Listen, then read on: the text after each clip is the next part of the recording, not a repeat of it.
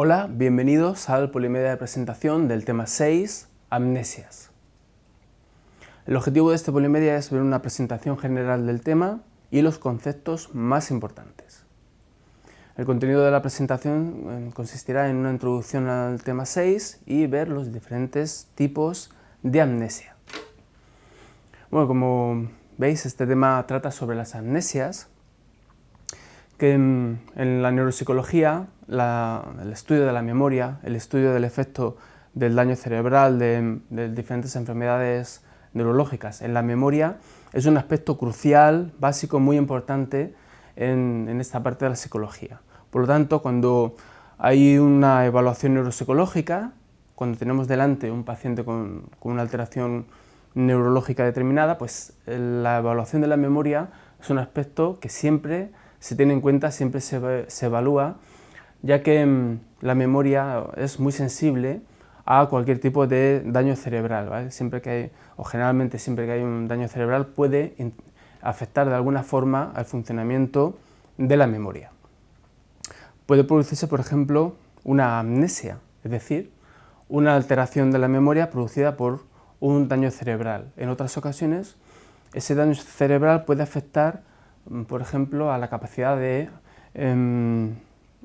registrar información, puede afectar de alguna forma, aunque no producir una amnesia al uso, pero sí puede afectar a la capacidad de adquirir información de esa persona. Adquiriría información, pero de manera más reducida, que es lo que sería esperable.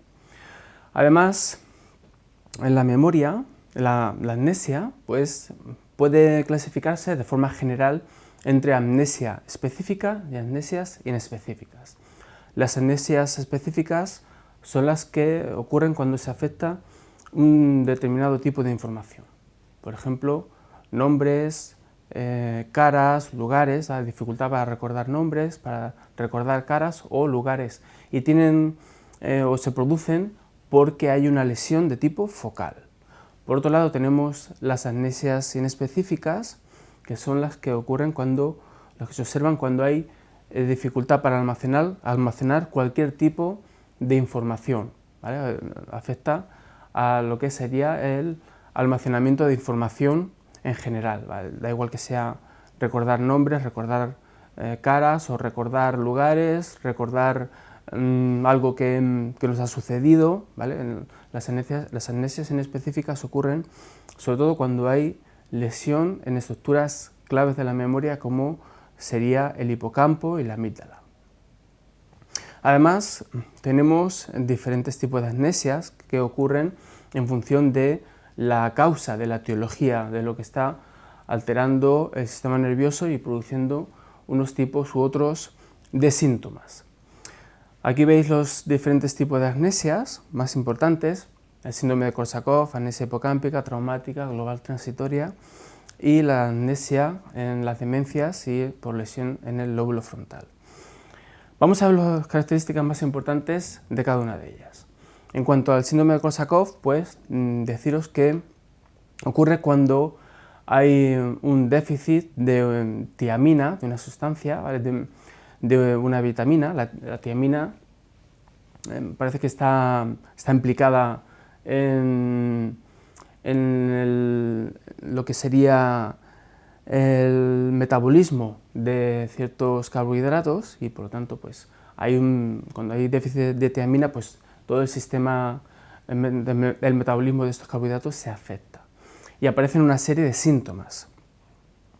Se han descrito la encefalopatía de Wernicke. En primer lugar se describió la encefalopatía de Wernicke, que implicaba pues, problemas, por ejemplo, motores, de coordinación motora, ataxias, además de problemas, por ejemplo, para mover los ojos, por alteraciones en los músculos que controlan los movimientos oculares.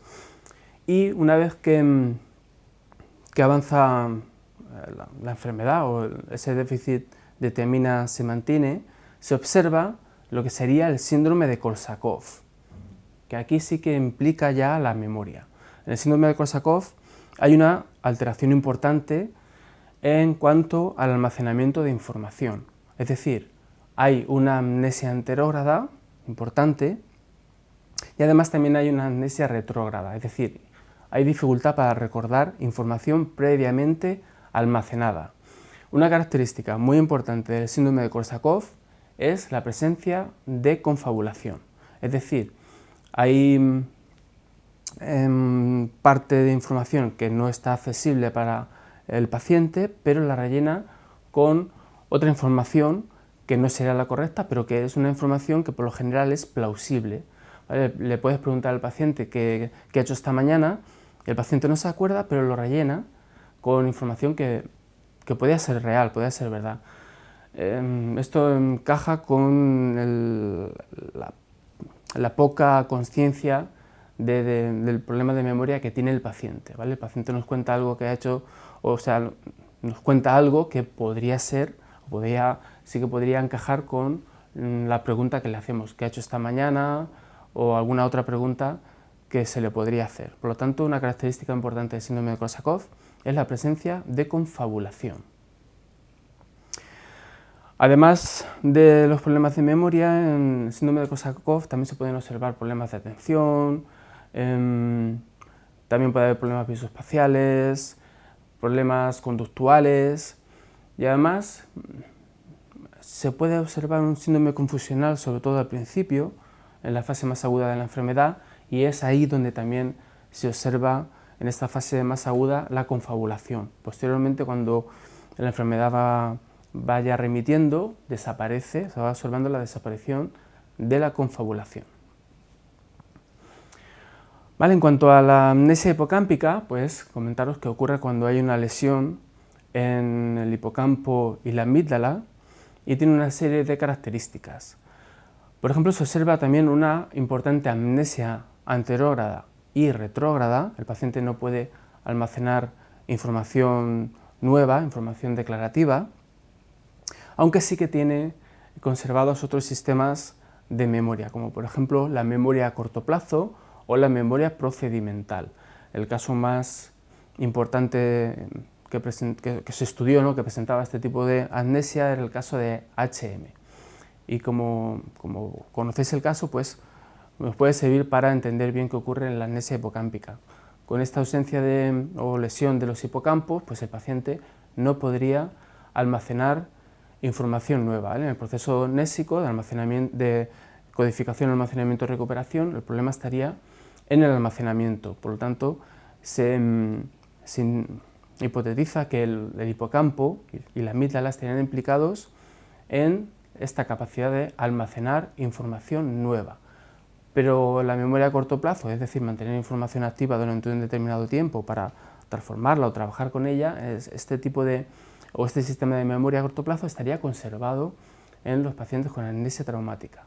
Además, la inteligencia y otras funciones también estarían conservadas y el paciente tiene consciencia de su problema de memoria.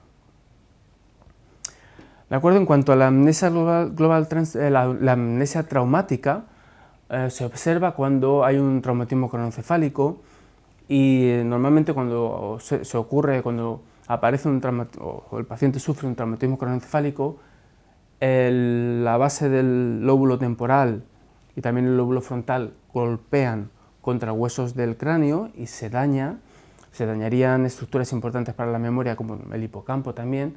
Además, en los traumatismos craneoencefálicos puede haber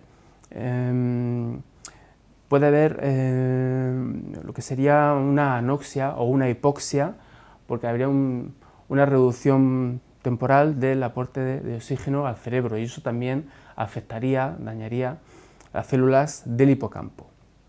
Los síntomas de la amnesia traumática, pues lo que se observa en primer lugar es que el paciente, si el golpe ha sido suficientemente importante, el paciente pierde la consciencia.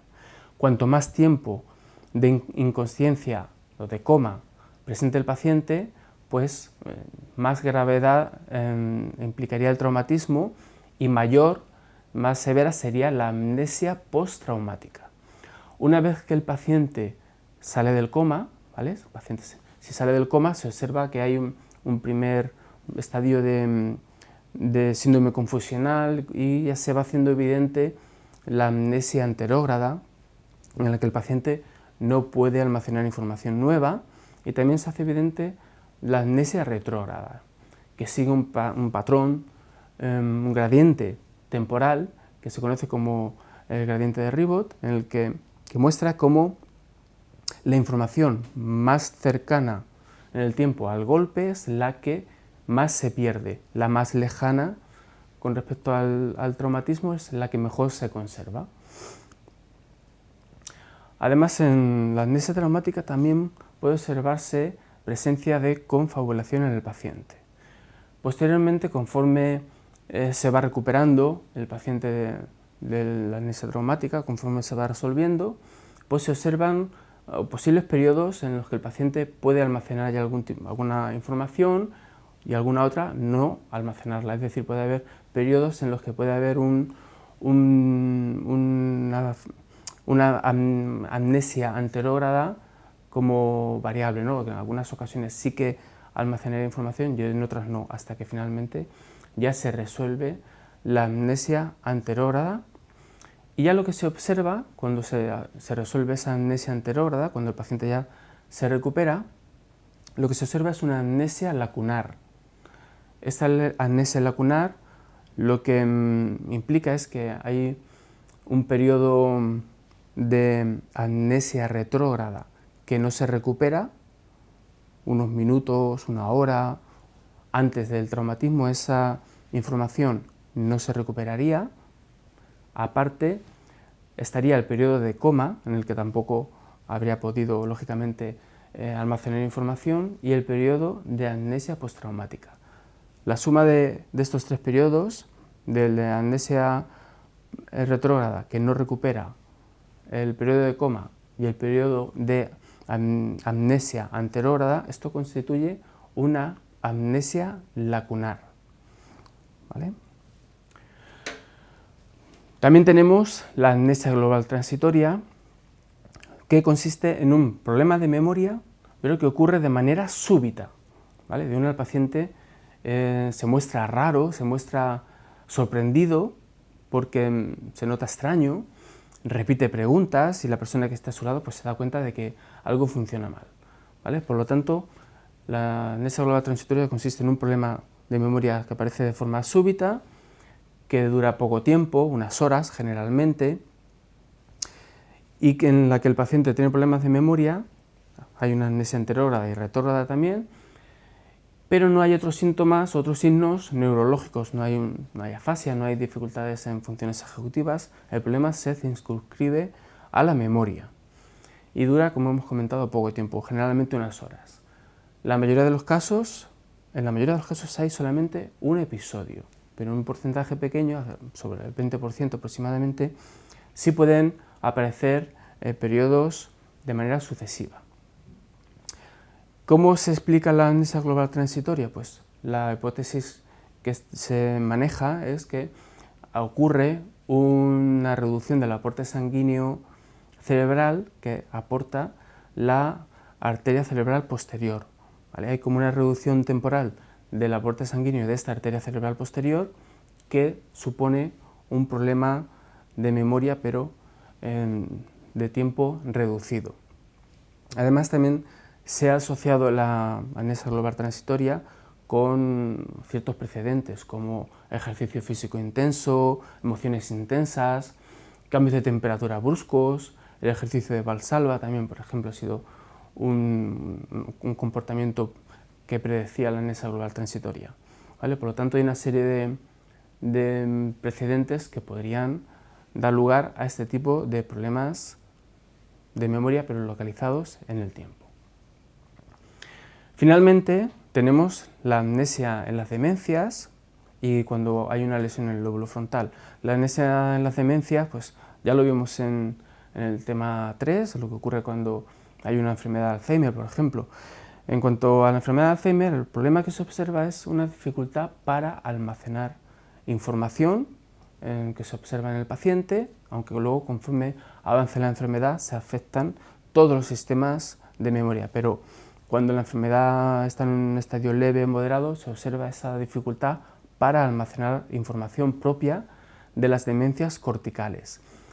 Contra, en las demencias subcorticales o frontosubcorticales, como en la enfermedad de Parkinson, lo que se observa es una dificultad para recuperar información previamente aprendida. Es decir, el problema en este tipo de demencias frontosubcorticales o en pacientes que tengan un daño frontal que presentan problemas de memoria, la dificultad estaría en la capacidad de recuperar información previamente aprendida, no tanto en esa capacidad de almacenar información nueva. Además, en las lesiones frontales, en las amnesias relacionadas con una lesión frontal, hay una dificultad para generar estrategias que ayuden a almacenar correctamente la información. El paciente se le puede contar alguna historia y luego preguntarle qué recuerda de la historia que le hemos contado y tener dificultad para recordar, pero se observa que el paciente recuerda el contenido general de esa historia que le hemos dicho. Y además, si le vamos preguntando por el contenido de esa información de la historia que le hemos leído, el paciente puede beneficiarse con esas preguntas, puede servirle de ayuda para ir recordando esa información que a la que le cuesta acceder de manera espontánea, cuando se lo pedimos nosotros mismos que recuerde él por sí mismo, ¿vale? ¿De acuerdo? Por lo tanto, en la demencia frontosubcortical y en la amnesia relacionada con el lóbulo frontal, la principal característica es una dificultad para recuperar información ya aprendida. Muchas gracias por vuestra atención.